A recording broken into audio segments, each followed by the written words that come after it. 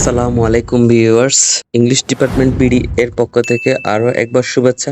আশা করি সকলে ভালো আছেন। আজকে আমাদের আলোচনার টপিক টিএস ইলিয়টের বিখ্যাত essay tradition and individual talent. Tradition and individual talent এটি মূলত টিএস ইলিয়টের literary criticism. Tradition and individual talent হচ্ছে একটি সেমিনাল এসে। এটি প্রথম প্রকাশিত হয় 1919 সালে দ্য ইকুয়েস্ট নামক একটি সাহিত্য ম্যাগাজিনে। ট্রেডিশন অ্যান্ড ইন্ডিভিজুয়াল ট্যালেন্টে দুটি টার্ম রয়েছে, একটি হচ্ছে ট্রেডিশন, অপরটি হচ্ছে ইন্ডিভিজুয়াল ট্যালেন্ট। ট্রেডিশন অর্থ হচ্ছে ঐতিহ্য বা প্রথা, আর ইন্ডিভিজুয়াল ট্যালেন্ট মানে নিজস্ব প্রতিভা বা দক্ষতা। কিন্তু এখানে ইন্ডিভিজুয়াল ট্যালেন্ট বলতে বুঝিয়েছেন যে দক্ষতা অতীতকে সফলভাবে উপস্থাপন করতে পারে। কোনো ভালো রাইটার কিংবা পোয়েট হতে হলে অবশ্যই তাকে ট্রেডিশনকে ফলো করতে হবে এবং সাথে সাথে নিজস্ব প্রতিভার বহিঃপ্রকাশ ঘটাতে হবে। তার মানে এই নয় যে সে পুরোপুরি ট্রেডিশনকে কপি করবে। ট্রেডিশনের ছাপ রেখে সে নিজস্ব প্রতিভা অর্থাৎ ইন্ডিভিজুয়াল ট্যালেন্ট দ্বারা নতুন কিছু সৃষ্টি করবে। ট্রেডিশন অ্যান্ড ইন্ডিভিজুয়াল ট্যালেন্ট এটিকে লেখক তিন ভাগে বিভক্ত করে বুঝিয়েছেন: concept of tradition, theory of impersonal poetry, the relation between poetry and the poet. Concept of tradition. TS. ইলিয়টসের মতে ট্রেডিশন মিন্স হিস্ট্রিক্যাল সেন্স। এই হিস্ট্রিক্যাল সেন্সকে লেখক ট্রেডিশন হিসেবে আখ্যায়িত করেছেন এবং এই হিস্ট্রিক্যাল সেন্স ইন্ডিভিজুয়াল পোয়েটদের জন্য খুবই গুরুত্বপূর্ণ। প্রথমে জানতে হবে হিস্ট্রিক্যাল সেন্স কি। Historical sense means that the poet should have a sense of the history of poetry.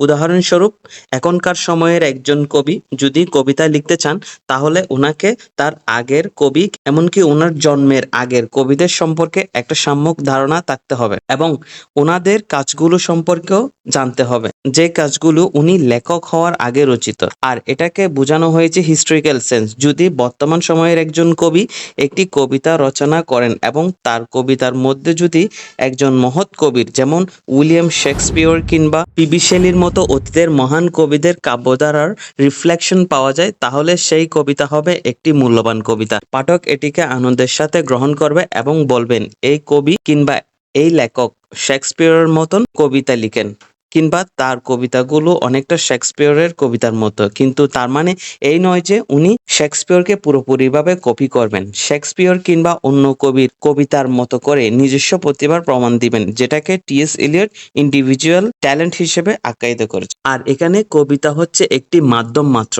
যার মাধ্যমে আমরা অতীতের মহান কবিদের কাজ সম্পর্কে জানতে পারি। টি.এস. ইলিয়ট মনে করেন একজন কবির অবশ্যই ফার্স্ট লিটারেচার সম্পর্কে ধারণা থাকতে হবে, কেননা কবির কাজ কতটা সফল সেটা বিচার করা হবে আগে রচিত মহান কবিতাগুলো দ্বারা। সুতরাং ট্রেডিশনকে বাদ দিয়ে নয়, একজন কবিকে তার কবিতায় ট্রেডিশন এর পাশাপাশি কবির স্বতন্ত্র প্রতিভার স্বাক্ষর রাখতে হবে।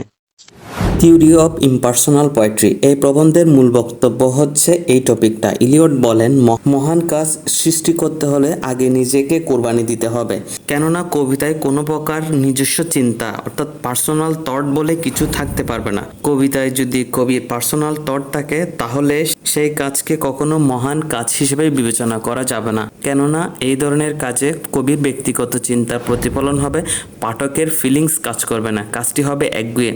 আর এটা বিশ্লেষণ করতে গিয়ে টি.এস. ইলিয়টস এবং ওয়ার্ডসওয়ার্থের মধ্যে একটা বিরূপ সম্পর্ক আমরা দেখতে পাই।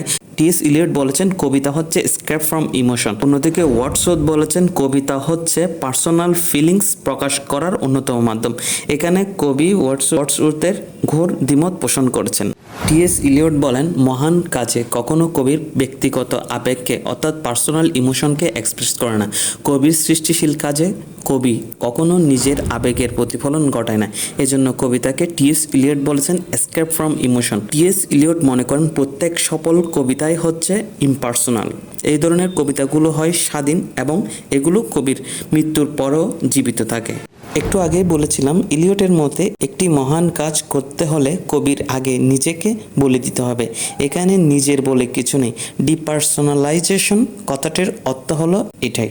According to Eliot, the process of artist is a continual self-sacrifice, a continual extinction. এখানে ইলিয়ট একটি রাসায়নিক বিক্রিয়ার উদাহরণ দিয়ে বলেন, the mind of a poet is like a catalyst. এভাবেও বলা যায়, the mind of the poet is like a platinum.